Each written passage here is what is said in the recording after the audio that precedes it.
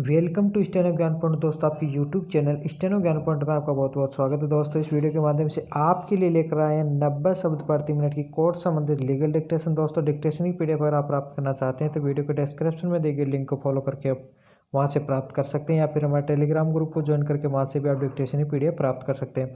और दोस्तों, अगर आप हमारे चैनल पर फर्स्ट बार विजिट करें तो हमारे चैनल को सब्सक्राइब और शेयर करना ना भूलें। साथ ही बेल के आइकन को प्रेस कर ले ताकि आने वाली ऐसी ही महत्वपूर्ण डिक्टेशन से संबंधित वीडियोज की नोटिफिकेशन आपको सबसे पहले प्राप्त हो सके। तो चलो दोस्तों, डिक्टेशन स्टार्ट करते हैं। डिक्टेशन स्टार्ट हो गई जस्ट 5 सेकंड बाद।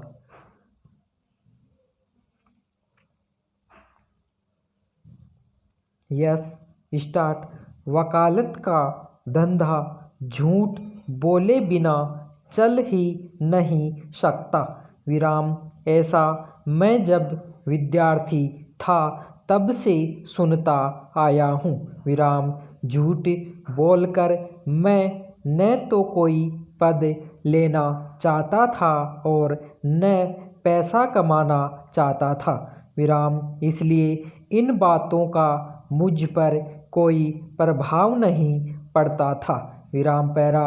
मुवक्किल को मैं शुरू से ही कह देता था, मामला झूठा हो तो मेरे पास मत आना।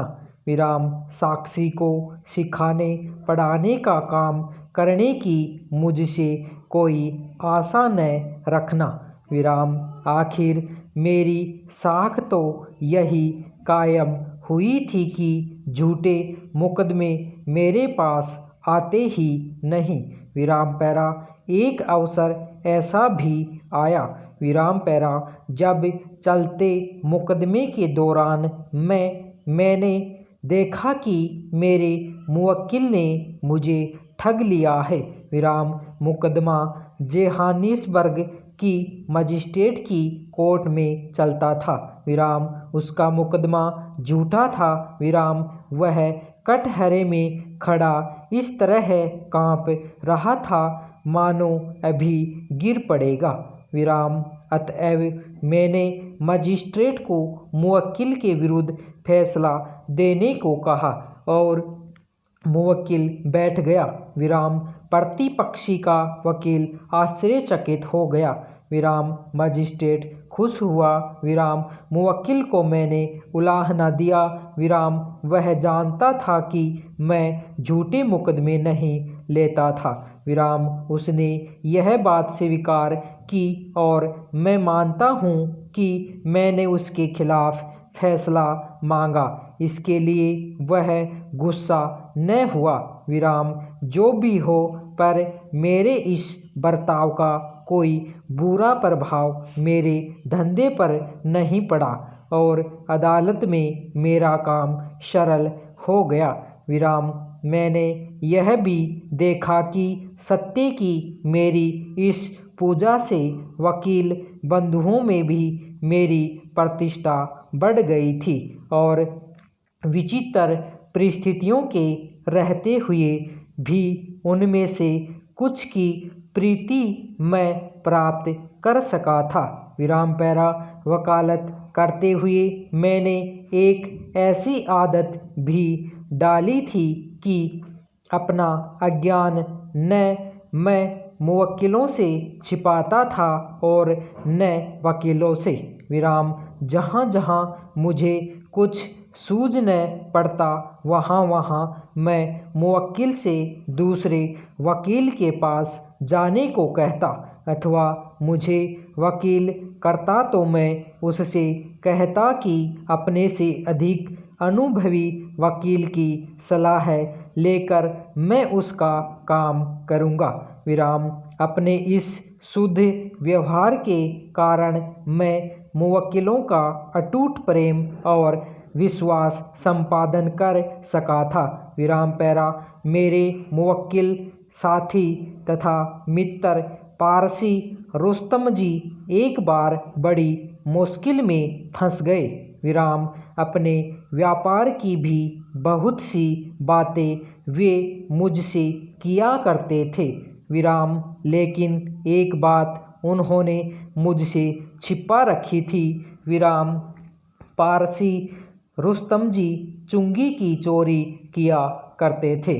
विराम वे बम्बई कलकत्ते से जो माल मंगाते थे सब अधिकारियों से उनका अच्छा मेल जोल था। इस कारण कोई उन पर शक करता ही न था।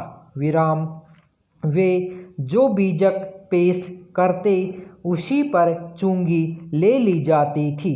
विराम ऐसे भी अधिकारी रहे होंगे जो उनकी चोरी की ओर से आंखें मूंद लेते होंगे। विराम पैरा वे दौड़े दौड़े मेरे पास आए। विराम आँखों से आंसू बह रहे थे और वे कह रहे थे, भाई मैंने आपसे कपट किया है। विराम मेरा पाप आज प्रकट हो गया है। विराम मैंने चुंगी की चोरी की है। विराम अब मेरे भाग्य में तो जेल ही हो सकती है। विराम मैं बर्बाद होने वाला हूँ। विराम इस आफत से आप ही मुझे बचा सकते हैं। विराम पैरा मैंने धीरज देकर कहा, मेरी रीति से तो आप परिचित ही हैं। विराम छुड़ाना न छुड़ाना खुदा के हाथ है। विराम अपराध स्वीकार करके छुड़ाया जा सके तो ही मैं छुड़ा सकता हूँ।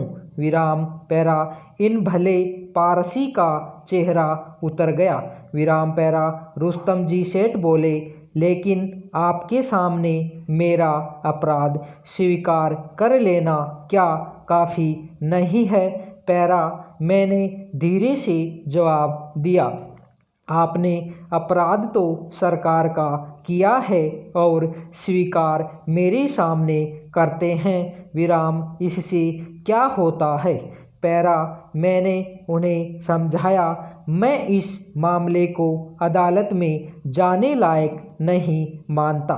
विराम मुकदमा चलाना न चलाना चुंगी अधिकारी के हाथ में है। विराम उसे भी सरकार के मुख्य वकील की सलाह के अनुसार चलना पड़ेगा। विराम मैं दोनों से मिलने को तैयार हूँ। मैं सोचता हूँ कि जो दंड वे ठहराए उसे स्वीकार कर लेना चाहिए। विराम बहुत करके तो वे मान जाएंगे। विराम पर कदाचित न माने तो आपको जेल के लिए तैयार रहना होगा। विराम मेरा तो यह मत है कि लज्जा जेल जाने में नहीं बल्कि चोरी करने में है। विराम लज्जा का काम तो हो चुका है। विराम जेल जाना पड़े तो उसे प्रायश्चित समझिए। विराम सच्चा प्रायश्चित तो भविष्य में फिर कभी चुंगी की चोरी न करने की प्रतिज्ञा में है। विराम धन्यवाद।